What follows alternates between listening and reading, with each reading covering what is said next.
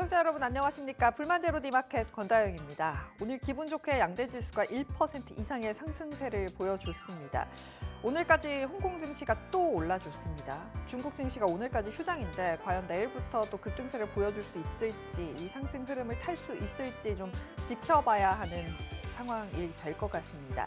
일단 전반적으로 좋았던 우리 시장 그리고 아시아 시장 살펴보면서 불만제로 디마켓 출발해 보도록 하겠습니다. 일단 말씀드린 대로 홍콩 시장 오늘도 상승세를 이어가고 있습니다. 저점 대비 33%나 급등세가 나왔다라고 하고요. 2년 반 만에 최고치를 기록하면서 계속해서 상승 랠리를 이어가고 있습니다. 중국 부양책이 정말 말 그대로 증시에 불을 지펴주고 있는 상황이죠. 홍콩 항생지수 현재 1.4%대 강세 보여줬습니다. 일본 시장도 오늘 분위기 좋았습니다. 엔화 약세 또 미국발 훈풍에 장중에 2% 넘는 상승세를 보여주기도 했고요. 39만 원대에서 마감이 됐습니다. 수출주 중심의 상승세가 나타났다라고 말씀을 드릴 수 있을 것 같습니다. 엔달러 환율 바로 살펴보시죠. 보시면 장중에 149엔대까지 터치했던 거 확인해 보실 수 있는데요. 빅컷에 대해서 이제 못할 것 같다라는 움직임이 나타나면서 엔매도 달러의 매수의 흐름이 커지고 있습니다. 달러 강세 쪽으로 계속해서 흐름이 가져가지고 있는 상황이고요. 현재는 달러엔 148.38엔 지나가고 있습니다. 마지막으로 미국 선물 좀 간단하게 보도록 하겠습니다. 전일 워낙 올랐기 때문에 큰 방향성은 가져가지 않고 있는 상황이고요. 전반적으로 소폭 약세 보여주고 있습니다. 다우존스, S&P 500, 나스닥, 러셀 2000까지 일제히 0.1% 아주 소폭 조정받고 있습니다. 우리 시장 좋은 분위기로 마감이 됐습니다. 코스피, 코스닥 모두 1% 이상의 강한 상승세 나타냈고요. 2600선 탈환에 성공하는 모습이었습니다. 미국 고용지표 호조가 시장에 계속해서 좋은 뉴스로 작용이 되면서 좋은 흐름으로 마감이 됐습니다. 1.5%대 강세로 2610포인트, 코스닥도 함께 1.5% 오르면서 781포인트에서 마감이 됐습니다. 수급 살펴보기 전에 일단 환율 좀 보면 좋을 것 같습니다. 환율이 오늘 13원 오르면서 1346원 70전에서 마감이 됐습니다. 강달러가 계속해서 이어지고 있는 가운데 일단 우리 시장에서 외국인이 현선물을 소폭입니다만 어쨌든 사면서 마감을 했습니다. 기관이 장중에 코스피 매수로 전환이 되면서 1,000억 원 이상 매수를 하는 모습이었는데 막판에 이 매수세가 조금은 꺾였고요. 855억 원 매수, 외국인이 100억 원 아주 소폭 매수하면서 마감이 됐습니다. 그동안 4거래일 연속으로 우리 시장을 팔던 외국인이 선물 시장에서 오늘 매수로 돌아섰고요. 1,800억 원대 매수 보여줬습니다. 3거래일 만에 외국인이 콜 매수했다는 점도 시장을 좀 끌어올려주는 뉴스가 됐을 것 같습니다. 시가총액 상위 종목들 함께 살펴보도록 하겠습니다. 드디어 내일 삼성전자가 잠정 실적을 발표합니다. 장중에 신저가를 찍기도 했었는데요. 어쨌든 기관의 매수에 힘입어서 오늘 다시금 좀 상승으로 돌려내면서 삼성전자가 결국엔 6만 1,000원 선에서 마감이 됐습니다. 과연 어떤 실적이 나올지 계속해서 지켜보시면 좋을 것 같고요. 오늘 외국인 코스피 장중 매수 1위가 바로 SK하이닉스였습니다. 6%까지 상승폭을 키우면서 좋은 분위기가 연출이 됐습니다. 오늘 2차 전지주들의 흐름이 눈에 띄는 하루였습니다. 유럽에서 나온 뉴스죠. 이번 달 말부터 중국산 전기차에 대해서 최고 45.3%의 관세를 부과할 수 있겠다라는 이야기가 전해지면서 오늘 LNF 같은 종목들이 11%대 급등 보여줬고요. LG에너지솔루션도 4%대 강세 보여줬습니다. 현대차 같은 경우도 웨이모와의 협약을 했다라는 소식과 함께 3%대 강세 보여줬고요. 오늘 은행주들도 분위기 좋았고요. 시가총액 상위주들 그래도 대부분 빨간불로 마감이 됐습니다. 셀트리온도 강보합, 기아가 2.4%, KB금융이 5% 넘게 올라주면서 마감이 됐습니다. 코스닥 시가총액도 상위도 함께 살펴보도록 하겠습니다. 오늘 상대적으로 2차 전지의 강세가 나타나면서 바이오가 큰 힘을 쓰지는 못한 하루였습니다. 알테오젠은 계속 올랐지만 이외의 바이오주들 파란불 튄 종목들이 조금 더 많았다라고 생각을 해주시면 될 것 같고요. HLB가 0.9%대 약세, 알테오젠은 여전히 상승세 계속해서 그려나가고 있습니다. 35만 9,500원 선 지켜나가고 있고요. 2차 전지 강세 보이면서 에코프로, BM, 에코프로 2%, 5%가량 상승세 보여줬습니다. 클래시스의 상승세가 대단합니다. 오늘 신고가를 다시 써냈는데요. 이루다와 2일에 합병을 완료하고 나서 계속해서 좋은 흐름입니다. 8% 가까이 올라주면서 59,700원에서 마감이 됐고요. 오늘 뭐 휴젤, 인호공업 같은 종목들은 큰 폭의 움직임 보이지 못하면서 마감이 됐습니다. 방산주들의 상승세가 대단합니다. 중동 리스크 계속해서 나오고 있고요. 수출 확대될 수 있다라는 이야기 전해지면서 방산 4사들 또 중소형 방산주까지 함께 움직이는 모습이었습니다. LIG 넥스원이 9.8%, 현대로템, 한화에어로스페이스까지 4% 이상의 상승세 보여줬고요. 세트레가이라든지 풍산 같은 종목들도 함께 빨간불이었습니다. 다음으로 은행주 보도록 하겠습니다. 외국인이 오늘 은행 업종을 좀 담아가는 모습이 나타났습니다. 3분기 실적 좋을 거다, 밸류업에 대한 기대, 주주가치 환원 기대 계속 가져갈 수 있다라는 증권사 리포트에 힘을 받아서 KB금융이 5.6%, 하나금융지주, 제주은행, 우리금융지주, DGB금융지주까지 일제히 상승하면서 마감했습니다. 철강주도 오늘 상승세가 눈에 띄었습니다. 중국에서 부양책을 발표하고 철강 가격이 계속해서 오르고 있다라고 하죠. 10월에도 계속해서 오름세가 지속될 수 있겠다라는 전망 나와 있고요. 가을 성수기 또 대규모 부양책의 영향을 받아갈 수 있겠다라는 분석과 함께 동국제강 11%, 현대제철 5% 이상의 상승세 보이면서 마감했습니다. 반면에 조선주들은 이 철강값이 오르는 게 악재로 해석이 됩니다. 여기에 원달러 환율 같은 경우도 하락을 하는 모습 보여주기도 했었죠. 그러다 보니까 조선주에는 큰 좋은 뉴스가 나올 수 없을 것 같다. 실적도 크게 기대할 수 없을 것 같다. 최근 컨테이너선 발주도 중국이 많이 가져가게 되면서 좀 조정세가 나오고 있습니다. HD 현대중공업, HD 현대미포가 3%대 나란히 파란불이었습니다. 마지막으로 전력설비 함께 살펴보도록 하겠습니다. 미국에서 나온 뉴스인데요. 4대 송배정 신규 전력망에 15억 달러를 투자하겠다라고 밝혔는데 이게 2조 원이 넘는 규모라고 합니다.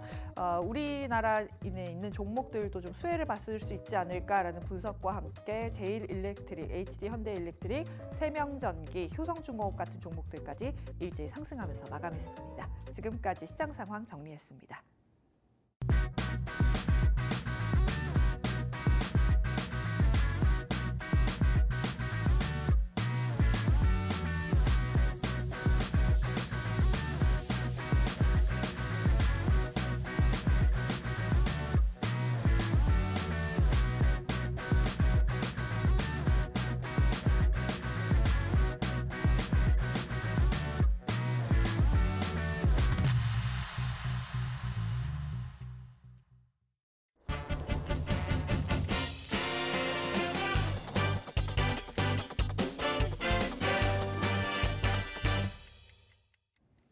네, 마감드립니다. 키워드 먼저 화면으로 만나보시죠. 네, 오늘의 주제입니다. 내가 사면 내리고 팔면 오르고 10월은 좀 다를까? 10월 증시 전망 함께 해보도록 하겠습니다. KR리서치의 김대준 대표와 함께 이야기 나눠보도록 하겠습니다. 안녕하세요. 네, 안녕하십니까. 오랜만에 뵙습니다. 네, 그리고 앞에 우리 주제가 네. 사면 내리고 팔면 오른다고 주제를 정하지 않았습니까? 네. 해법이 뭔지 아십니까? 뭘까요? 가지고 있으면 됩니다. 홀딩. 홀딩하면 내려가지도 올라가지도 않는 형태에서의 흐름이 되고 주가는 수익을 낼 수 있다라고 우리가 판단할 수 있죠. 하긴요. 사실 어쨌든 내가 내 계좌에 플러스가 나와도 팔아야 수익인 거고 그렇죠. 마이너스가 떠도 팔아야 마이너스인 거기 때문에 네, 바꿔서 말하면 지금은 바이앤홀딩 전략이 필요한 시장이라는 얘기죠. 바이앤홀딩이 필요하다. 네. 10월장의 전반적인 이야기를 나누기 전에 일단 오늘 시장 리뷰부터 간단하게 좀 해볼게요. 양대 시장 모두 올라줬습니다. 2610, 781. 뭐 사실 숫자만 보면 더 올라가야 하긴 합니다만 최근 흐름이 좋았지 않기 때문에 이 1%의 상승이 굉장히 반갑게 느껴집니다. 오늘 시장 어떻게 보셨어요? 의미 있는 흐름에서의 모습들이 진행되었다라고 볼 수 있겠고요. 오늘 기점으로 해서 네. 시장은 방향 전환을 했다라고 판단하는 내용에서의 시장 전체적인 흐름이었습니다. 그래서 10월장 상당히 긍정적으로 보고 있습니다. 8, 9월장이 뭐 전통적으로 약세장이기도 하고 8, 9월장 시장이 좋지 않았지 않습니까? 그런데 네. 10월장에서는 그러한 약세장의 흐름을 끊는 이러한 흐름들이 나타날 가능성이 높은 모습에서의 징후를 보여줬다라고 해서 의미 있는 하루에서의 오늘장 평가를 해볼 수 있는 날이었습니다. 의미 있는 하루였다라고 하기에는 삼성전자가 결국에는 외국인이 삼성전자 팔면서 끝난 것으로 제가 확인이 되는데 어쨌든 또 이게 기점이 되는 거는 내일 삼성전자의 실적 발표 아니겠습니까? 네. 어떻게 예상하고 계세요? 실적이 좋고 나쁨의 판단이 아니고요. 네. 지난 분기 삼성전자 실적 나왔을 때 시장에서 분위기 어땠는지 혹시 기억하시나요? 기억이 안 나네요. 지난번 헤드라인이 뭐였냐면 영업이익 전년 동기 대비 1,400% 증가라는 게 삼성전자의 실적에 대한 헤드라인이었습니다. 네. 전년 동기, 그러니까 지난해 2분기 실적이 6천억 정도 됐어요. 그리고 10조 원 정도 이번 2분기에 달성을 했기 때문에 한 1,400% 됐습니다. 이번 실적 같은 경우에도 전 분기 대비해서 거의 동일한 수준에서의 영업이익이 발생할 걸로 시장에서는 판단을 하고 있어요. 그러면 2분기에 나왔던 헤드라인을 그대로 가져다 쓰게 된다면 전년 동기 대비해서 400% 영업이익 증가라는 게 일반적 내용의 헤드라인이 될 거거든요. 네. 그런데 최근에 삼성전자의 실적에 대한 그 평가치는 어떠합니까? 전 분기 대비해서 2% 또는 반도체 경기 겨울인가 이런 부정적인 이슈에서의 내용으로 시장을 판단하고 있어요. 잘못된 겁니다. 실적 나쁘지 않아요.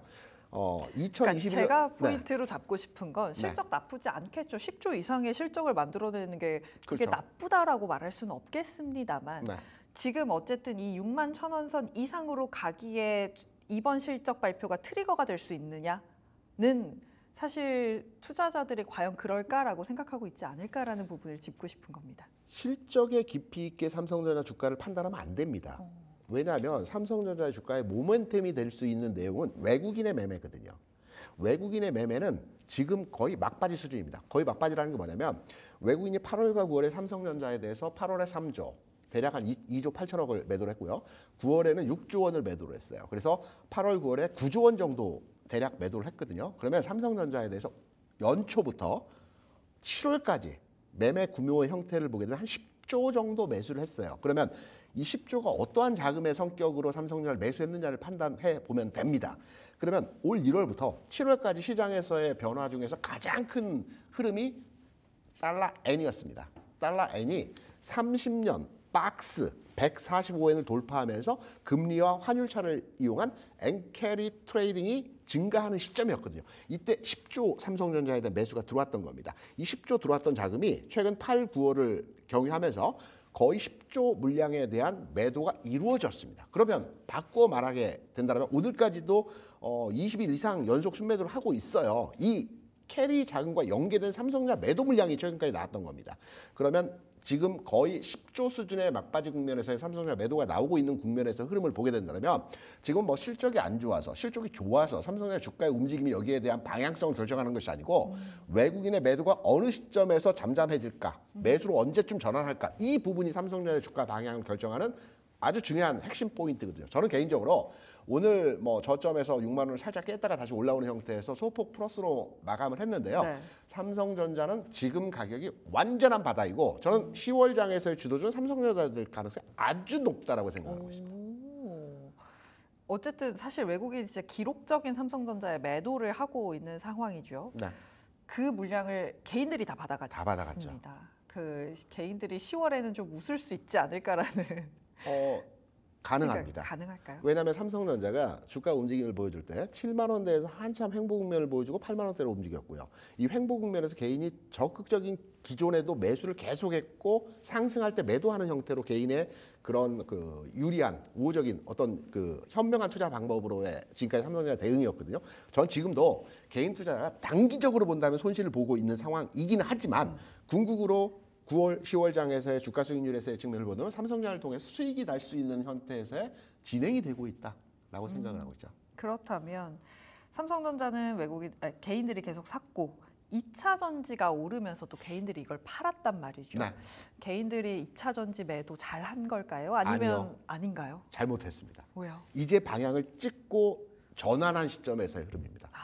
오늘 2차 전지 움직임에서 특이점이 어떤 내용이 있었을까요? 특이점이요? 뭐가 이전과 있었을까요? 다른 이전과 2차 전지의 움직임 중에서 이전에는 재료 가치가 일부 부각이 되면서 주가가 선별적으로 움직이는 형태에서의 모습을 보여줬어요. 오늘 2차 전지 업종의 내용을 보게 되면 셀사, 소재사, 그다음에 LFP 관련 배터리 사업까지 해서 전고체도 오르고 다 올랐죠. 전체적으로 다 올랐어요. 네. 전체적으로 오른 이유가 뭐냐를 우리가 판단해 보게 되면 앞서 잠깐 말씀드린 유럽의 중국 관세 부과 이거는 큰 의미는 없다라고 봐요. 기존에 10% 관세율에서 최대 38%를 추가로 할 수 있기 때문에 뭐 48%까지는 관세를 부과할 수 있다라고 하는데 이 부분 또한 12월 내년 초에 이제 확정적으로 부과를 하게 됩니다. 중간 단계에서 어떻게 변화할지 모르는 상황인 거고요.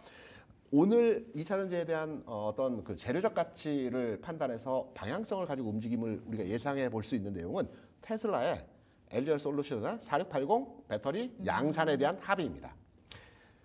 2차전지 업종이 그간의 주가가 움직이지 않았던 이유 중에 가장 큰 요인은 캐즘이죠. 캐즘이라고 하면 일시적인 수요 약화입니다. 그러면 수요 약화됐다 증가할 걸로 우리는 다 판단하고 있죠. 두 번째로 2차전지에 대한 약세 요인은 캐펙스입니다. 그러니까 과도하다라고 볼 수는 없지만 많은 설비 투자를 통해서 현금 유동성, 캐시플로우가 좋지 않게 된 거거든요. 기관 투자자들은, 외국인 투자자들은 앞으로의 성장성을 보고 그 주식에 투자하기도 하지만 해당 회사의 캐시플로우를 보고 해당 회사의 투자 강도를 정합니다. 그렇다면 최근에 LG 솔루션, SDI, SK 이노베이션이 대략적으로 7조 원에서 10조 원 정도 연간 단위로 설비 투자를 했어요. 그러면 이 규모가 어느 정도냐면 3사 모두 영업이익이 1년에 대략 1조 초중반입니다. 1조 5천억, 1조 2천억 정도이거든요. 그러면 7조나 10조를 한 해에 투자했다는 것은 영업이익의 대략 6, 7배를 투자했다는 거. 굉장한 겁니다. 어마어마하게 투자한 거죠. 이 설비 투자가 2, 3년 뒤에 성과로 나타나면 굉장한 주가 반응이 나타나겠죠. 그러면 의미에서 오늘 테슬라가 기존에 3사 모두 4680에 대한 설비 투자를 많이 했어요. 이 부분에 대한 확정적인 뉴스가 나왔다라는 부분이 2차전지 업종의 전반의 흐름에 있어서 방향성을 만들어주는 형태에서 오늘 주가 흐름에서 아주 중요한 뉴스였다고 판단되기 때문에 2차전지는 뭐 최근 저점에 사신 분들은 수익 실현했겠지만 저는 좀 더 가져가도 된다고 생각합니다. 근데 수익 실현을 하신 분들의 마음을 제가 대변을 해보자면 네네. 어쨌든 이제 삼성전자 실적 발표를 기점으로 실적 시즌에 들어가게 되잖아요. 그래서 2차전지 실적 안 좋을 것 모두가 아니까 그 전에 좀 정리를 해볼까라는 마음이 아니었을까라는 저는 생각이 들거든요. 방향을 한번 잡게 되면 네. 우리가 8변 주가 상승하고 사면 내린다는 말씀을 드렸지 않습니까? 네. 주가가 내가 오늘 잘 팔았어요. 최고점에 오늘 팔았다라고 치더라도 보통 개인 투자자들 같은 경우는 내가 판 가격을 생각하거든요. 다시 살려고 한다면. 그렇죠. 다시 그 가격을 주지 않을 때는 팔면 올라간다는 이론이 성립하게 되는 겁니다. 그래서 저는 방향성을 이제 잡은 상태에서의 흐름을 보여주는 지금 지점에서 네. 매도 아닌 매수가 오히려 좀 더 확률적으로 높은 근사치로의 2차전지 업종에 대한 해답이 아닐까 이렇게 생각합니다. 삼성전자를 산 건 맞았는데 2차전지를 판 거는 약간은 좀 홀딩을 했어야 되지 않나라는 답변 들어봤습니다. 10월장 전반적으로 좋을 거다라고 말씀을 해주셨는데 네네. 일부 증권사들에서는 2600선 위에서는 리스크 관리하고 순환매를 이용해서 10월장을 대응해보자. 왜냐하면 뭐 지수가 올라온 것도 올라온 거지만 여러 가지 지금 금리 어떻게 될지 FOMC도 기다려야 되지, 대선도 기다려야 되지, 삼성전자 실적도 기다려야 되지, 확인할 게 너무 많다라고 하는 증권사들도 있거든요. 네네. 어떻게 보세요? 제가 주시장에서 가장 싫어하는 내용이 하나마나한 얘기거든요. 증권사 레포트들의 레인지를 보게 되면 2,450에서 2,800입니다. 네. 뭐 저도 그 정도의 레인지는 얘기할 수 있습니다. 2,400에서 2,900까지의 레인지 내에서 10월장 움직일 것이다. 네. 당연하겠죠. 그런데 이 레인지 그러니까 박스인데 박스를 돌파하느냐 마느냐에 우리가 판단으로의 주식을 사느냐 파느냐 이 관점으로의 접근이 가능한 거거든요. 레인지 자체는 뭐 넓게 잡았다 하더라도 저는 시장에서 이번 10월장을 기준으로 해서 레인지를 돌파하는 흐름에서의 모습, 삼성전자 간다는 것은 움직일 수 있다는 것은 네. 박스 돌파의 흐름으로 우리가 예상해서 시장을 해석하는 것이 좀 더 유용한 투자 전략이라고 판단되기 때문에 증권사에 나온 뭐 아주 러프하게 잡은 레인지 뭐 동의합니다. 네. 하지만 이 부분에 대한 내용 뭐 그렇게 설득력이 있을까라는 부분으로 저는 이해를 하고 있죠. 네. 사실 2,450에서 2,850이면 누구나 예상할 수 있는 레인지이기는 합니다만 그렇습니다. 그렇다면 박스권 돌파를 할 때 우리에게 필요한 건 어떤 업종과 어떤 섹터가 가장 강할 것이냐 네. 이거일 것 같습니다. 과연 뭘까요? 지금 시장에서 움직이고 있는 자체 정답은 이미 이전 시간을 통해서도 많이 말씀드렸죠. 앞으로의 시장은 경기 민감주가 움직일 거고요. 경기 민감주가 움직이는 요인은 중국에 대한 경기 부양 정책이 성공리에 진행이 될 것이기 때문에 네. 경기 민감주가 움직일 거고요. 그리고 반도체가 움직여야 되죠. 이 두 섹터가 움직일 때 지수는 박스를 돌파한다고 보십니다. 그래서 지금 투자 관점에서의 접근을 해본다라고 하면 경기 민감주와 반도체를 한 50%에서 60% 포트를 구성하고요. 나머지 움직이는 섹터에 대해서 나머지 부분에 대한 포트 구성이 필요하지 않겠나 이렇게 생각합니다. 안 그래도 지지난주였나 그 전주였나요? 오셔서 시장의 색깔이 바뀔 거다. 네. 경기 회복 섹터를 봐야 그렇죠. 한다라면서 얘기하셨던 게 대한유화 같은 종목들 말씀을 하셨어요. 그리고 나서 경기 부양책이 나오고 실제로 이런 종목들이 많이 움직였는데 제가 그래서 다른 분들한테도 많이 여쭤봤어요. 그럼 이런 화학 섹터, 경기 민감 섹터 더 갈 것 같냐라고 여쭤봤을 때 대부분 뭐 뉴스는 좋다, 중국이 가고 뭐 있을 수 있겠으나 실제로 이게 숫자로 확인될 때까지는 좀 슬로우하게 가지 않을까? 특히나 화학 섹터 같은 경우는 이라는 답변을 많이 들었거든요. 학습 효과이죠. 그 간에 해당 말씀하신 종목들, 석유화학 업종의 대표 종목이 세 종목, 그다음에 철강 같은 경우는 굉장히 강했죠. 움직이지 않았던 종목입니다. 앞으로 건설이 또 움직일 겁니다. 경기 회복주, 경기 민감주를 이 방송을 통해서 간단히 말씀드리면 자동차, 석유화학, 철강, 건설, 유통 이 섹터에 있는 종목들이 경기가 살아나면서 움직일 수 있는 대표적인 종목이라고 볼 수 있어요. 그러면 지지난주 정도에서 경기 민감주에 대한 긍정적인 뷰, 앞으로의 전망까지 말씀을 드렸는데 그 내용 그대로 유효합니다. 이제 출발점에서 막 스타트 라인에 섰다라고 생각을 하시면 될 것 같습니다. 과거에 제가 시장에 있으면서 경기 민감주가 한번 움직일 때 흐름을 보게 되면 거의 6개월에서 1년 정도 움직입니다. 앞서 잠깐 조선주 말씀하셨죠? 조선주가 오늘 조정 받았어요. 근데 조선주 팔아야 되는 거 아닌가 이렇게 많이 생각들 하시는 전혀 아닙니다. 왜냐하면 잘하면 판단해 주시거나 조선주는 성격 급한 사람 투자하시면 안 됩니다. 대표적인 삼성중공의 주가 움직임을 보게 되면 올 초에 5,000원이었어요. 그리고 8,000원까지 움직였어요. 그리고 6개월 조정받았습니다. 이게 12,000원까지 또 움직였어요. 최근 3개월 조정받고 있습니다.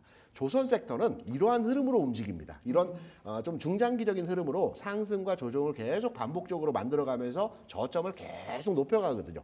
좀 진득하니 투자하실 수 있는 분들이 조선주에 투자가 가능하고요. 그렇죠. 짧게 운용하시는 분들은 조선주 답답합니다. 못하죠. 네, 그래서 조선주 오늘 조정받았는데 전혀 걱정하실 필요 없는 섹터라고 저는 개인적으로 생각합니다. 한 가지만 더 제가 여쭤보고 싶은 게 내일이면 중국이 개장을 합니다. 네, 그렇습니다. 중국이 워낙 급등을 하고 나서 지금 일주일을 푹 쉬고 오는 거기 때문에 중국 시장의 상승세가 이어질지 그로 인해서 우리 시장에는 어떤 영향을 미칠지 궁금합니다. 중국에 대한 상승은 제가 여러 차례 말씀드렸지만 유한하죠. 7위안 초반에 딱 머물러 있습니다. 이거는 경기 부양 효과가 있다는 얘기죠. 미국의 금리차 축소로 인해서 중국에서 돈을 집행하는 효과가 바로바로 나오는 현상에서의 환율차에서의 흐름들을 보여주고 있거든요. 그럼 이번만큼은 중국이 대대적인 그리고 파격적인 경기 부양 의지와 자금을 투여해서 시장이 방향 전환을 한다는 측면으로 동의하는 바에서의 흐름입니다. 그러면 개장하고 나서 물론 최근에 단기적으로 한 30% 정도 급등을 했기 때문에 이 부분에 대한 일시적인 조정이 있을 수는 있어요. 하지만 이 조정은 오히려 매수로에 진행할 수 있는 이런 형태에서의 조정이다. 가기 위한 조정이다. 이렇게 판단합니다. 우리 시장은 어떤 영향이 있을까요? 당연히 중국 시장과 우리 시장은 굉장히 밀접한 관계에서의 진행도를 보여주고 있어요. 최근에는 미국향 수출 기업들의 주가가 굉장히 좋았지만 이제부터는 중국향 수출 기업들의 종목에 대해서 우리 관심을 가져야 될 것으로 판단되고 있고요. 앞서 말씀드린 경기 민감 종목에 대한 흐름들이 계속해서 이 형태의 모습을 반영하면서 주가 움직일 가능성이 높기 때문에 관련 종목들 계속 봐야 될 것 같습니다. 네, 그렇다면 제가 뭐 종목 여쭤보는 게 좀 민망하기는 한데 그래도 보고 계신 탑픽 종목이 있을까요? 경기 민감주, 경기 회복주에서 제가 열거해드렸죠. 자동차 업종 봐야 됩니다. 네. 가장 먼저 조정을 받았어요. 6월부터 조정을 받았죠. 현대차 좋고요. 저는 현대차보다는 부품주가 좀 괜찮아 보일 것 같아요. 부품주 내에서 서현 이화라고 있습니다. 우리가 자동차에서 많이 교체하는 것이 오일이지만 보통 접촉 사고 나게 되면 범퍼나 문을 많이 교체하죠. 서현이화가 범퍼나 이 문에 있는 내장재를 만들어서 해요. 그러니까 출고할 때 한번 납품이 되고요. 또 사고 났을 때 또 납품이 되고요. 매출 같은 경우는 2019년에 200억이었는데 지금 2천억이에요. 주가 수준의 상황에서 5천원에서 최근 3만원 갔다가 적정 수준의 상승이죠. 15,000원까지 늘었어요. 지금 14,000원 수준. 저는 가능하다고 보고 있습니다. 2만 원 수준까지도 충분히 노려볼 수 있는 상황에서의 흐름이기 때문에 경기 민감 섹터의 흐름이 반응할 때 자동차 업종이 괜찮을 것이다. 그 내에서도 부품주 탄력적인 움직임을 가져갈 것이다 판단되면서 서현이와 관심을 갖고 있습니다. 자동차주 내에서의 종목까지 함께 이야기를 들어봤습니다. 지금까지 KR 리서치의 김대준 대표와 함께했습니다. 고맙습니다. 급등락 종목 정리하고 오시죠. 안녕하세요. 마감딜 급등락의 김주영입니다. 오늘 양지수 상승으로 향하는 이 힘이 눈에 띄었는데요. 시장에서는 어떤 종목에 주목했는지 같이 한번 정리해 보겠습니다. 오늘 상승했던 종목 5위 살펴보면 DR텍 올라왔습니다. 삼성전자가 최근 미국 FDA로부터 이 디지털 엑스레이에 대한 의료기기 품목 허가를 받았다라는 소식이 오늘 영향을 줬는데요. 이 의료기기 이르면 연내 북미에서 판매에 나설 수도 있다라는 전망들도 나왔습니다. DR텍 같은 경우 AI 기술이 탑재된 엑스레이 기기를 ODM 방식으로 삼성전자에 공급하고 있기 때문에 이런 점들이 매수세를 자극했던 모습이고요. 오늘 DR텍 같은 경우 10%대 강세 보이면서 마감했습니다. 4위 살펴보겠습니다. 4위는 제일일렉트릭 올라왔습니다. 바이든 행정부가 4대 대규모 전력망 프로젝트에 15억 달러 규모의 투자 계획을 발표를 했습니다. 이 소식에 이 북미 최대 에너지 기업이죠. 이튼을 포함해서 제일일렉트릭도 오늘 부각이 됐던 모습인데요. 제일일렉트릭 같은 경우 의무화 제품인 이 핵심 부품들을 독점 공급하고 있다라는 소식들이 기대감을 모으면서 표심을 자극했던 모습이고요. 오늘 제일일렉트릭 같은 경우 16%대 급등하면서 마감했습니다. 3위 살펴보겠습니다.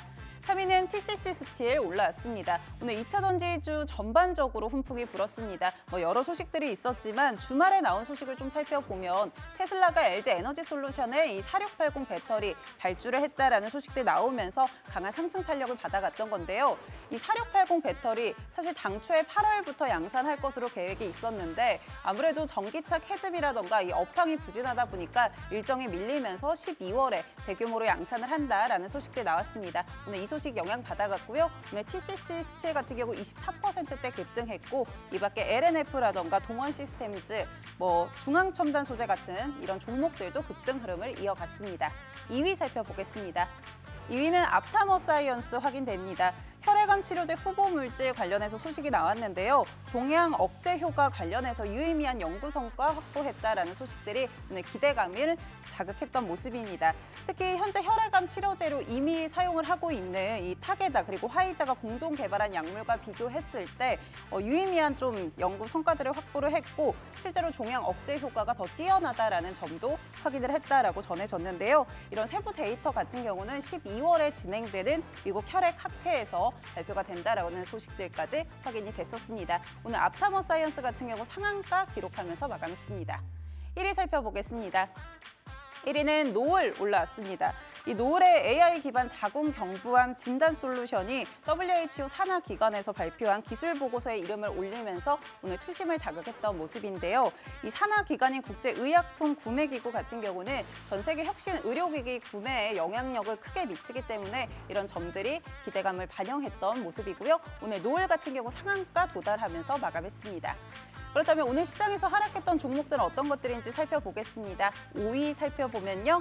5위는 HD 현대중공업 올라왔습니다. 오늘 조선주들은 전반적으로 좀 부진했습니다. 국내 조선사들 수익성 나빠질 수도 있다라는 전망들 나오면서 매도세를 좀 자극했던 모습인데요. 몇 가지 요인들이 있어서 살펴보면 미국 달러 대비해서 원화 환율이 하락하면서 환차익에 대한 기대가 어려워졌고 또 친환경 컨테이너선 같은 경우는 중국 조선사가 독식하고 있다라는 점들이 좀 부각이 됐었습니다.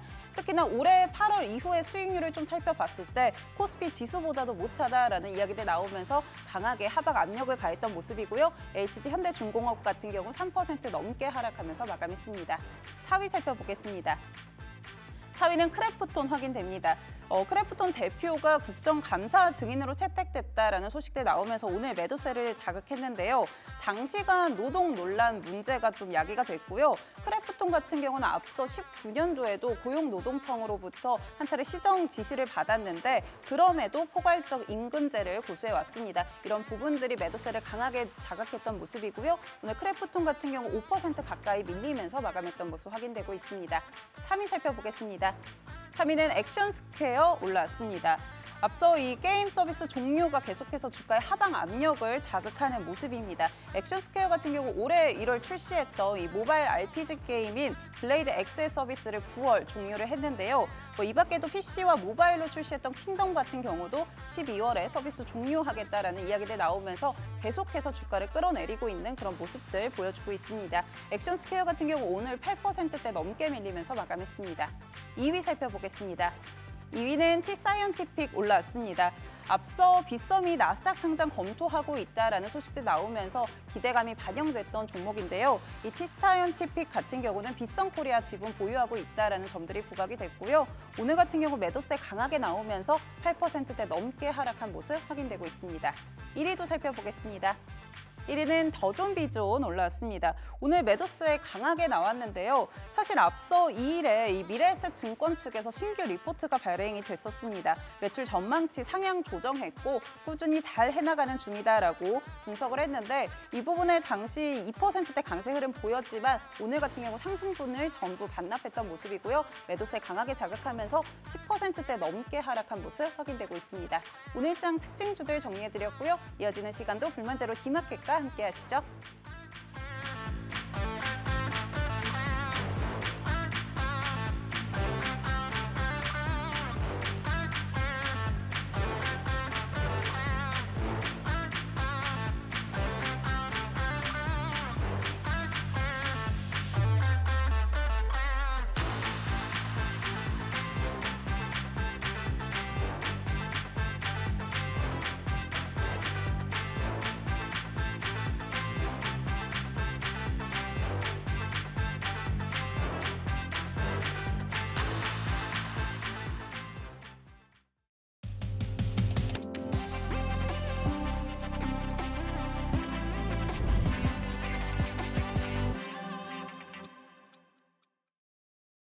네, 오늘의 타임어택입니다. 오늘은 기업공시연구소의 변영인 대표와 함께 이야기 나눠보도록 하겠습니다. 안녕하세요.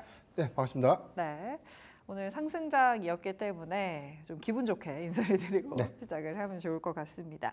시간의 거래 함께 살펴보도록 하겠습니다. 지금 동전주이기는 한데 홍정그룹 지금 3%까지 상승폭을 키우면서 거래량이 조금 붙고 있어요. 왜 이렇게 오르는 걸까요? 네, 일단 현재 3%대 상승을 좀 하고 있고 지금 현재 거래량이 뭐 54만 주.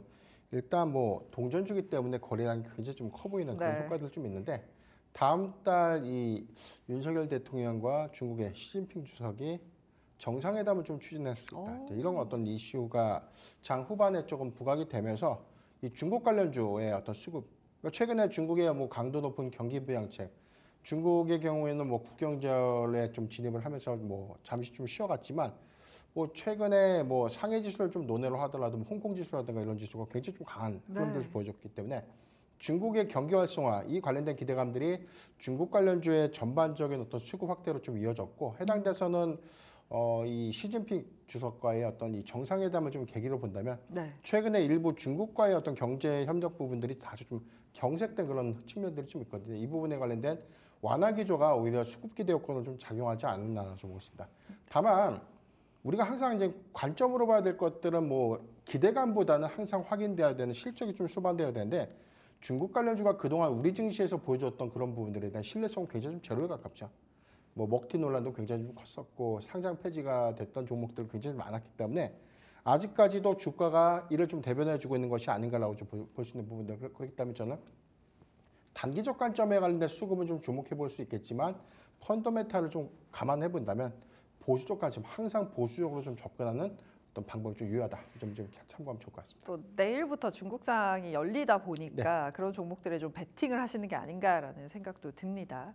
또 거래량이 붙는 종목 중에 하나가 갤럭시 IS이에요. 현재 5%까지 상승폭을 키워내고 있는데 뭐 STO 관련된 이야기가 있는 걸까요? 아니면 뭐 가상화폐가 움직이는 걸까요? 네.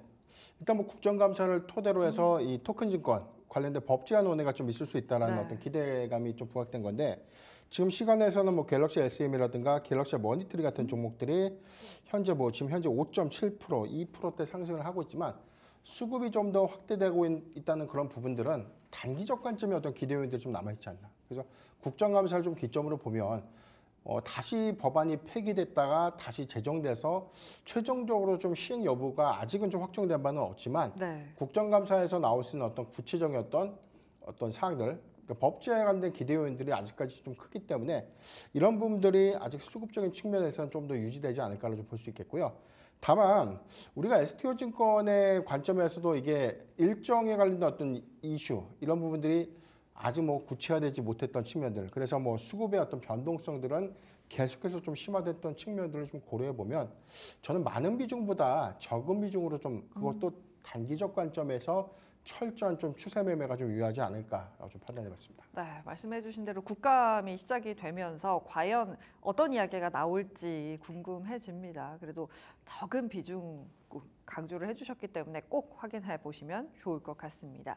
또 움직이고 있는 종목들 살펴보려고 하는데요. 슈어소프트테크가 현재 1%대 강세 보여주고 있습니다. 일정이 기다리고 있죠, 자율주행. 네.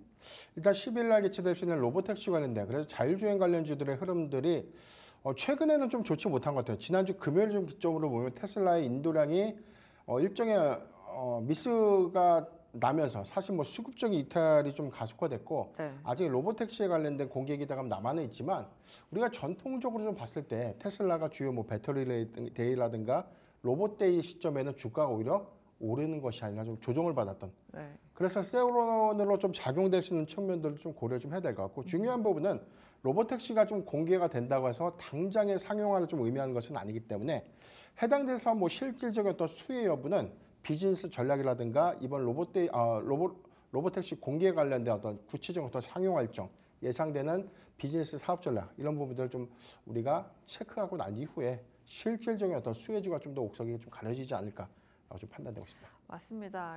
사실 어떻게 보면 세로 뉴스가 될 수도 있는 부분들이 있기 때문에 그 전까지 잘 확인해 보시면 좋을 것 같습니다. 지금까지 시간외 거래 정리해 봤습니다.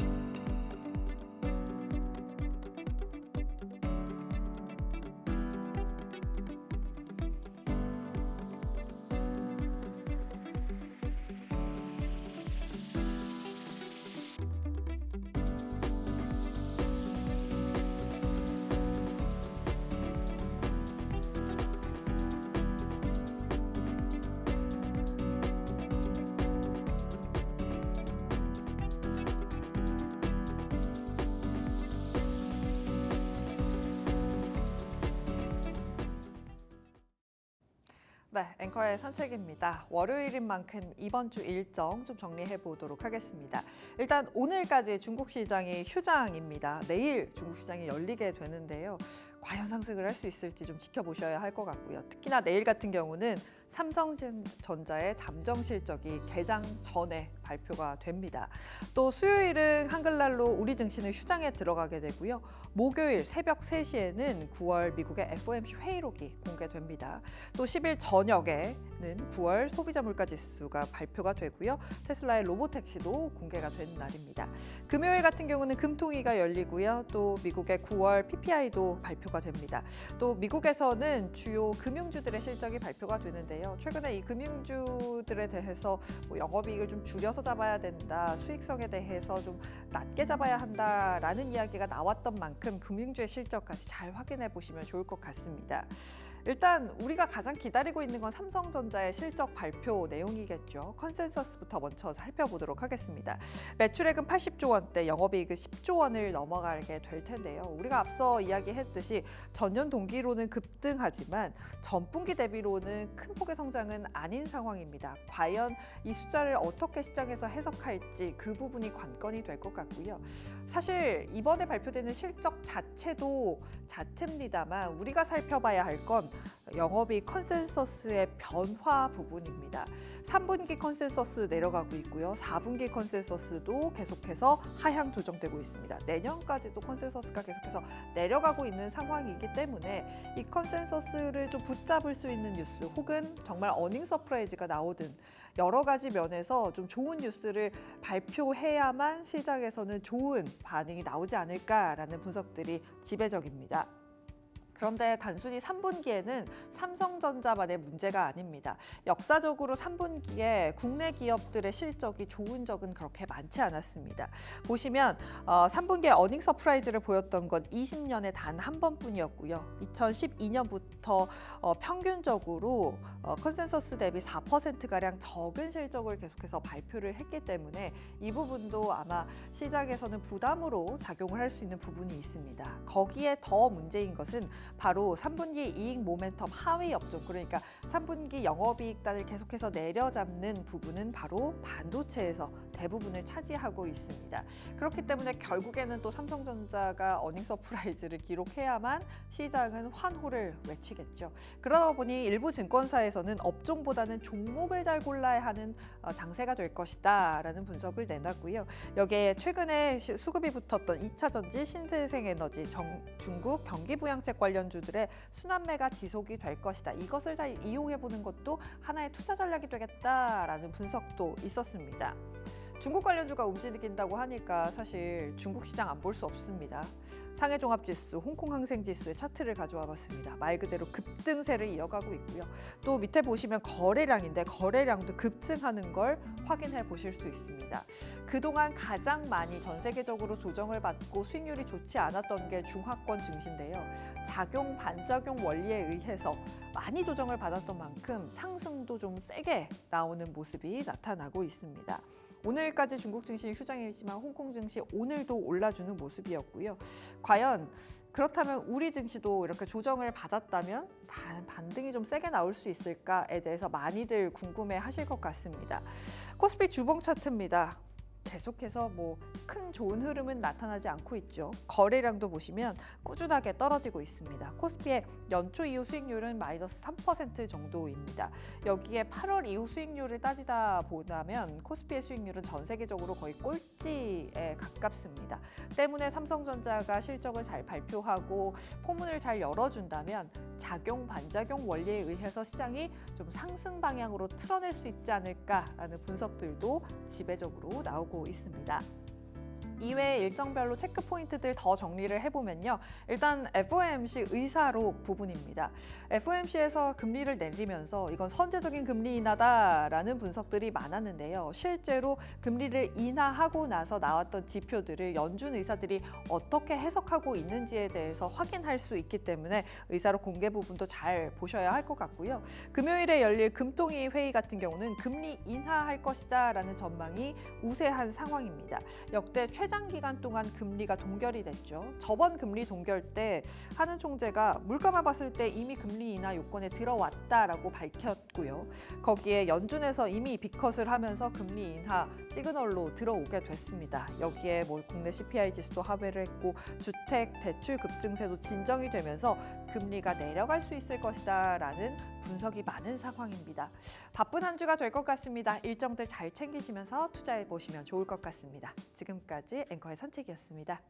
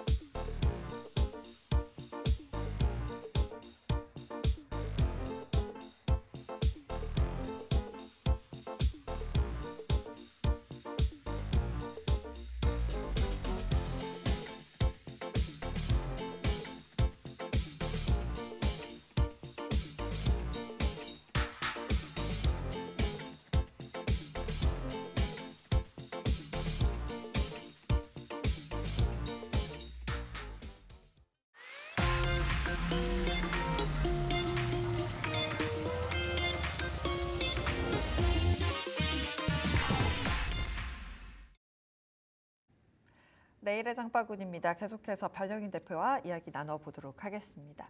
내일의 장바구니, 우리 뭘 보면 좋을까요?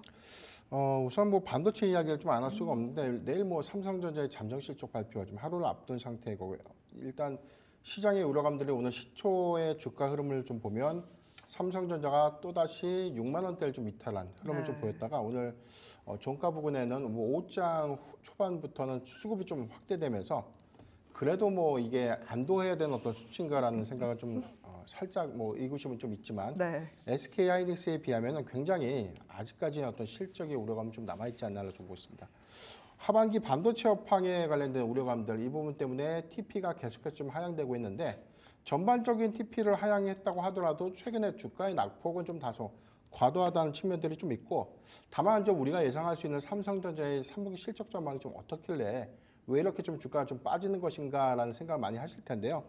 일단 뭐 시장에서 전망하고 있는 이 실적 컨센서스의 경우는 매출액이 81조 그리고 영업이익이 10조 원대 초중반 좀 형성하고 있는데 최근 뭐 한 달 기준으로 좀 보면 평균적인 이익 컨센서스가 한 10조 7천억 원 규모를 제시가 좀 된 그런 상황입니다. 이게 우리가 한 2분기 초까지만 하더라도 3분기에 대한 기대 요인들은 영업이익 한 14조 원대를 좀 전망했기 때문에 그때 당시에 처음 제시됐던 컨센 대비해서는 전반적으로 한 30에서 40% 정도가 좀 하회된 것이기 때문에 실적의 우려감들은 좀 있었다라고 좀 볼 수 있고 다만 우리가 9월의 수출 실적을 좀 확인해 봤을 때 7월과 8월 그리고 9월까지 이루어졌던 반도체 수출 규모를 좀 가늠해 봤을 때는 이게 실적에 대한 훼손도가 과연 이렇게 크게 좀 작용할까라는 어떤 의구심이 좀 들 정도로 3분기에도 이 실적의 어떤 성장 효과들은 좀 이어졌기 때문에 아마 최근에 어떤 업황에 관련된 어떤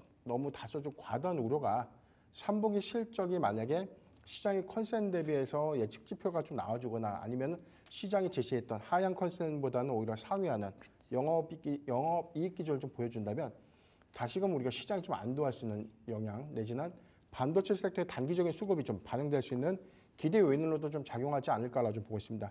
지난번에 모건 스탠리 리포트 그리고 최근에 증권사 리포트를 좀 종합해 보면 AI에 견조한 수요에 관련된 이야기는 없어요. 다만 이제 세트 수요가 좀 부진하게 되고 레거시한 반도체 이 부분도 고사양이 아니라 중저사양에서 국한되고 있는 일단 이 D램의 재고가 과잉될 수 있다. 그러니까 재고의 어떤 소진이 빠르게 좀 이루어지지 못하면서 수익성이 훼손될 수 있는 부분인데 이게 모건 스탠리가 전망했던 부분들은 D램 전체를 좀 싸잡아서 좀 이야기했던 측면들이 있었고 증권사 리포트의 경우에는 고사양보다는 좀 중저사양에 관련된 어떤 실적의 훼손도 이런 부분에 대한 관련된 어떤 의문들이 좀 있었기 때문에 만약에 여기서도 이 세부 사업 부분별로의 어떤 D램의 어떤 공급량에 관련된 추이 변화 이 부분도 굉장히 좀 중요한 체크 포인트가 되지 않을까라고 좀 보겠습니다. 다만 해당되는 부분이 시장의 예측 컨센보다 소폭 하회한다고 하더라도 뭐 주가가 더 이상 좀 빠질 수 있는 국면인가라는 관점에서도 해석을 좀 해봐야 되는데 업황 우려감이 저는 다소하게 좀 과하게 주가에 좀 선반영이 됐다고 좀 보고요. 여기 더해서는 뭐 마이크론이 최근에 한 2개 분기 연속에서는 다음 분기의 가이던스를 보수적으로 좀 제시했는데 이번에는 시장의 전망과는 좀 다르게 상향 제시를 했다는 측면들은 아직까지 견고한 AI 수요 그리고 여기 관련해서는 고사양 D램의 경우에는 향후에 공급 부족 사태로 좀 이어질 수 있는 측면들을 우리가 고려를 해야 되지 않을까라고 볼 수 있기 때문에 최근에 SK 하이닉스가 오히려 수급적인 이점으로 인해서 오히려 주가의 상승폭들이 좀 확대되고 삼성전자는 주가가 좀 반대로 좀 역행하고 있는 흐름들은 아마 이게 AI 칩의 견고한 수요 그리고 레거시 향에 관련된 실적 훼손도에 관련된 차이가 좀 일부 좀 나누고 있는 흐름이 아닌가라고 볼 수 있기 때문에 내일 잠정 실적 발표에서 만약에 삼성전자가 적정선에 대한 이 실적 컨센이라든가 예상보다 좀 양호한 영업이익을 좀 발표를 해준다면 저는 단기 수급이 좀 유입될 수 있는 기대 요인들 좀 남아있다라고 좀 전망해 보겠습니다. 이게 삼성전자를 외국인이 파는 규모나 기간이 워낙 길다 그렇죠. 보니까 이거를 한번 뒤집을 수 있는 트리거가 있어야만 지금 삼성전자의 주가는 물론이고 우리 시장의 전반적인 상승도 될 수 있을 것이다라는 게 많은 분들의 의견인 것 같습니다. 말씀해 주신 대로 세트라든지 레거시에 대한 우려 때문에 지금 이렇게 삼성전자의 컨센서스가 계속해서 조정을 받고 있는 건데 결국에는 저는 그런 생각도 들거든요. 네. AI, 지금 하이닉스와의 차이가 결국에는 AI 쪽에 있다라고 말씀을 해주셨습니다. 그렇다면 삼성전자가 결국에는 퀄테스트에 통과가 돼야만 이 갭을 줄일 수 있는 거 아닐까라는 생각이 드는데 어떻게 보세요? 일단 삼성전자가 SK 하이닉스보다 더 많이 빠지고 있는 부분들 그리고 상대적으로 수급적인 이점에서 회복이 더 늦은 이유가 아직 확인되지 않은 이 레거시한 반도체의 실적 훼손이 얼마만큼인지 아직 그 여부가 가늠이 좀 되지 않은 그런 부분들이 좀 있었고 다만 우리가 좀 긍정적으로 볼 수 있는 부분들은 고사양 이 D램의 경우에는 오히려 공급량들이 계속해서 좀 증가되고 있는 부분들 향후에는 해당되는 고사양 디램의 경우에는 나중에 가서는 공급량이 부족해질 수 있는 쇼티지 우려감까지 좀 제기될 수 있는 부분이기 때문에 이 부분을 좀 논의를 좀 해야 될 것 같고요. 지금 SK하이닉스의 경우에는 HBM3 8단 넘어서 좀 12단까지 3분기부터 양산을 합니다. 네. 그런데 아직 삼성전자의 경우에는 HBM3 8단 모델의 경우에도 아직 정확하게 콜 테스트가 좀 됐는지 이 여부가 공식화되지 못했어요. 그래서 아마 잠정 실적 발표 이후에 10월 말 정도에 좀 발표가 될 이 확정 실적 발표에서 다음 실적 컨퍼런스의 어떤 방향성, 그래서 HBM3 여기를 넘어서 지금 SK하이닉스의 경우는 HBM4도 지금 선점에서 좀 갈 수 있는 부분. 그래서 뭐 8단이 아니라 바로 12단부터 좀 출발한다라는 어떤 긍정적인 어떤 기대 요인들이 주가의 상승폭을 좀 키우는 역할을 좀 했고, 삼성전자의 경우는 HBM4도 과연 구현이 좀 가능할까라는 시장의 의구심이 불확실성으로 좀 작용했다고 좀 볼 수 있습니다. 다만 지금 우리가 주봉 차트를 보면요, 2022년도 9월 기점의 저점이 51,800원. 그리고 최근에 오늘 주가를 기점으로 보면 일봉 주가에서는 오늘도 52주 신저가 흐름들을 좀 보여줬는데, 이게 사실 사이클이 좀 악화됐던 2021년도 기점을 우리가 예상했다라기보다도 지금 당시의 업황 사이클, 당시의 영업이익 기조와 매출 규모를 우리가 단순하게 좀 대비해서는 지금의 하락은 너무 좀 과도하다는 것이죠. 그리고 우리가 전통적으로 이 반도체 섹터의 경우에는 뭐 6개월에서 9개월간의 사이클을 선행해서 주가에 좀 반영한다. 그래서 내년도 상반기부터 정점에 이르는 피크 실적의 어떤 피크 우려감이 주가를 훼손시킬 수 있다라는 부분들을 논의를 하더라도 이게 지금 시점에 주가를 좀 반영시키는 것이 또 통계적으로 좀 맞는 관점인가라는 부분이 좀 다소 좀 의구심이 좀 있고요. 다만 우리가 긍정적으로 좀 볼 수 있는 부분들은 지금 일봉 주가에서 RSI 지표, 단순하게 이제 과매도권이라고 하는데 이제 30p 미만에 형성됐던 구간들이 최근 기점에 있었고,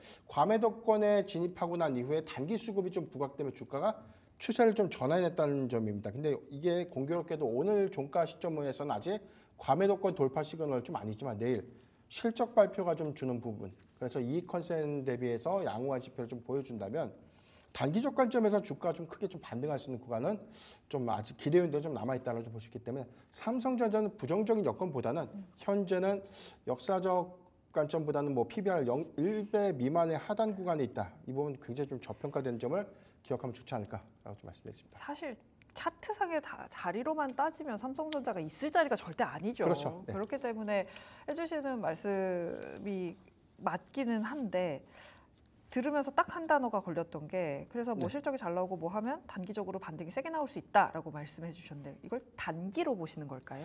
단기적 관점보다는 이제 노이즈가 좀 나올 수는 있죠. 앞으로는 뭐 TSMC 실적도 있고 뭐 미국의 빅테크 종목들의 수급 변동도 예상될 수 있는데, TSMC의 경우에는 오히려 3분기 실적에 관련된 기대 요인들이 좀 크잖아요. 그리고 SK하이닉스도 비교적 견고한 AI 칩에 관련된 수요 기대 요인들이 레거시 비중보다는 오히려 이 AI 칩 수요라는 관점에서 주가의 어떤 회복 속도가 좀 더 빠른데, 삼성전자는 아직 이렇다 할 HBM3 관련 진입에 관련된 시그널을 좀 보여주지 못했던 그런 어떤 이점들이 좀 안타깝기 때문에, 저는 가장 중요한 이 변곡점은 콜 테스트 과연 이제 되느냐.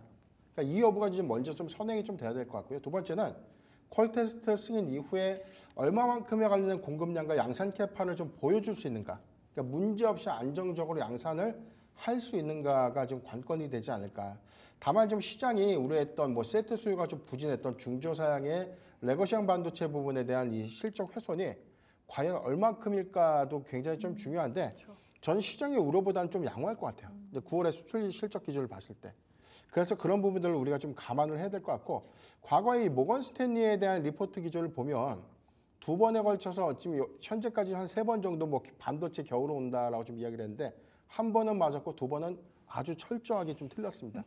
그런 기조를 우리가 좀 눈여겨본다면 지금 AI의 견고한 수요, 아직 예측되지 못했던 반도체 쇼티지에 관련된 이슈, 그리고 뭐 최근에 삼성전자에 관련된 시각들은 외인의 이탈이 너무 가속화되다 보니까 다시금 단계에 돌아오긴 좀 어렵다라고 좀 볼 수 있는데, 불확실성이 좀 제거되면 또 빠르게 외인 수급이 좀 유입될 수 있는 종목이 또 삼성전자라는 점, 이 점을 좀 기억해 보면 저는 불확실성보다는 앞으로 기대 요인에 조금 더 베팅하는 것이 좀 맞지 않을까라고 좀 말씀드렸습니다. 삼성전자의 컨센서스가 14조에서 10조까지 내려갈 일은 아니다. 레거시로 인해서 실적에 영향을 받을 부분이 있겠지만 그 정도는 아니다라고 보고 계신 거고, 대부분 많은 사람들이 반도체 이번 사이클이 이전 사이클과 다른 게 바로 AI다. AI로 인해서 이전과는 다른 모습의 사이클이 흘러갈 거다라고 이야기를 합니다. 이 부분에 대해서 동의를 하시는지, 그렇다면 하이닉스의 상승세가 더 이어질 수 있다라고도 해석을 할 수 있는 부분인데 어떻게 보시나요? 시장의 전망은 만약에 삼성전자가 시장의 예측보다 좀 양호한 실적을 좀 발표한다면 마이크론이 그동안 보였던 3분기 가이던스, 다음 분기 가이던스가 상향 제시됐고 삼성전자 실적 발표에서 확인을 했을 때 생각보다 업황의 우려감들은 너무 과도했네라는 인식이 좀 있고 그 다음에 뭐 4분기부터 엔비디아가 블랙일 칩에 관련된 공급량을 확대한다는 전제를 좀 우리가 예상해 보면 SK하이닉스의 경우는 오히려 수급이 더 빠르게 좀 반영될 수 있는 흐름들은 더 크지 않을까. 그래서 오늘 주가 희비를 보면 오늘 종가가 6.2% 상승한 것에 대비해서 삼성은 0.6%밖에 상승하지 못했어요. 그러니까 반도체 업황이 다 좋았을 때는 고르게 약간 커플링 돼서 좀 주가가 연동돼서 움직였던 전 그런 흐름들이 있었고 삼성전자가 또 전통적으로 보면 코스피 지수와 좀 연동돼서 코스피 지수의 상승폭과 좀 같이 유지하는 그런 흐름을 보였는데 최근에는 코스피 지수와도 약간 역행해서 움직여지는.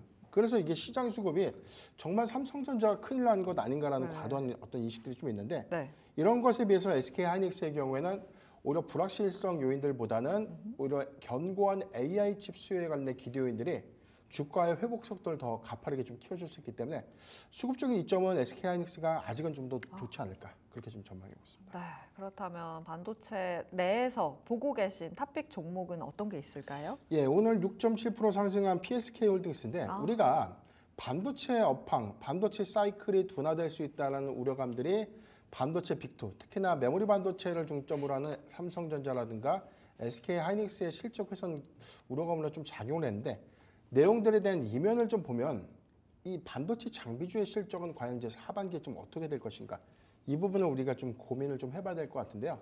오히려 예상됐던 부분들은 상반기보다 하반기의 실적의 확장 요인들이 좀 더 큰 부분이 바로 HBM향 반도체 장비주입니다. 그래서 최근에 섹터 전반의 어떤 수급 영향으로 인해서 주가는 좀 과도하게 좀 하락한 측면들이 있었고요. 오히려 실적에 관련된 기대 요인들은 상반기보다 하반기의 기대 요인들이 더 크다는 점에 대한 차이가 있기 때문에 아마 지금 전반적인 반도체 빅2의 수급 영향으로 인해서 위축된 부분들은 아쉽지만 전 실적의 어떤 기대 요인들은 좀 남아있다라고 좀 말씀드리겠습니다. 일단 PSK홀딩스가 지난 1분기 그리고 2분기에 이어졌던 영업이익 기준을 보면 전체적인 영업이익률은 40%대를 좀 유지했고요.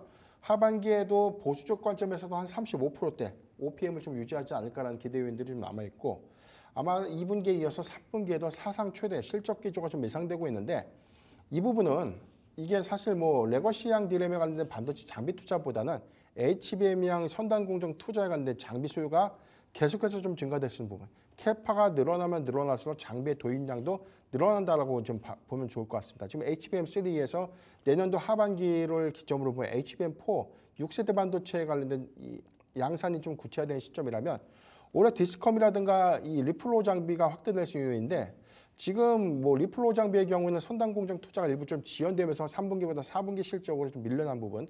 그렇지만 디스컴의 경우에는 오사트 업체까지에 대한 이 장비 수주가 이어질 수 있는 어떤 낙수 효과가 기대될 수 있는 요인들을 좀 주목해 본다면 PSK홀딩스 최근에 어떤 주가 낙폭은 고점 대비 너무 이제 과한 측면들이 있다라고 좀 볼 수 있겠고요. 10월 말에서 한 11월 초 정도의 실적 발표가 좀 예상해 볼 수 있겠는데 이런 부분들을 좀 논의를 하면 메모리 반도체 3사, 마이크론까지 공급하는 1억을 좀 바탕으로 한다면 향후에 차세대 반도체에 관련된 설비 투자가 본격화되는 시점에 관련된 주가의 어떤 아웃퍼폼도 좀 우리가 기대할 수 있는 요인이 아닌가라고 볼 수 있기 때문에 저는 조정시 매수 관점 계속해서 좀 유효하지 않나라고 좀 말씀드리겠습니다. 네.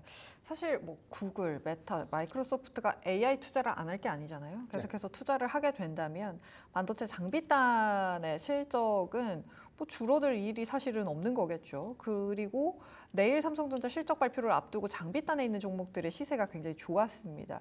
삼성전자 실적 발표를 앞두고 베팅을 한 게 아닌가라는 생각이 드는데요. 그런 관점에서 PSK홀딩스 관심 있게 말씀해 주셨습니다. 지금까지 기업공시연구소의 변영인 대표와 함께 이야기 나눠봤습니다. 고맙습니다.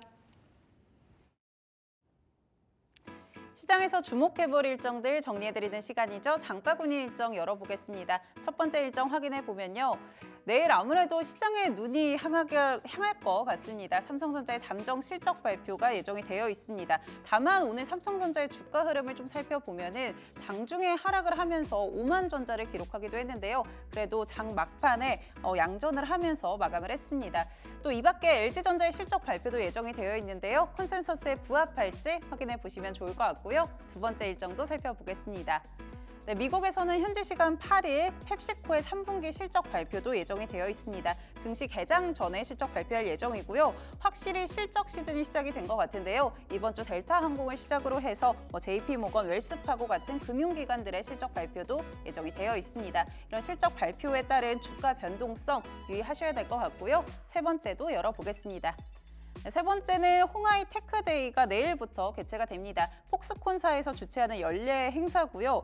이 홍하이 정밀공업 같은 경우는 폭스콘으로도 알려져 있는데 이 테크데이에서 새로운 EV 모델 공개하겠다라고 앞서 밝혔기 때문에 이런 부분들 체크해 보시면 좋을 것 같고요. 작년 같은 경우 홍하이 테크데이에서 엔비디아와 폭스콘이 파트너십을 체결했다라는 발표들이 있었습니다. 새로운 소식들 어떤 것들 나오는지 확인해 보시면 좋을 것 같습니다.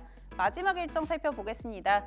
네, 내일 또 이탈리아 밀라노에서는 세계 제약바이오 전시회가 개최가 됩니다. 매년 유럽 주요 국가들에서 돌아가면서 개최가 되는 제약바이오 대표적인 행사라고 꼽히는 행사인데요. 국내 기업 같은 경우는 삼성바이오로직스, 셀트리온, 한미약품, 유한양행 등이 참여를 합니다. 특히 삼성바이오로직스 같은 경우는 18년부터 매년 단독 부스를 운영해 왔는데 이번에도 CDMO 관련한 경쟁력들을 알리겠다라고 밝혀왔거든요. 이런 소식들 같이 한번 체크해 보시면 좋을 것 같고요. 지금까지 장바구니 일정 정리해드렸습니다.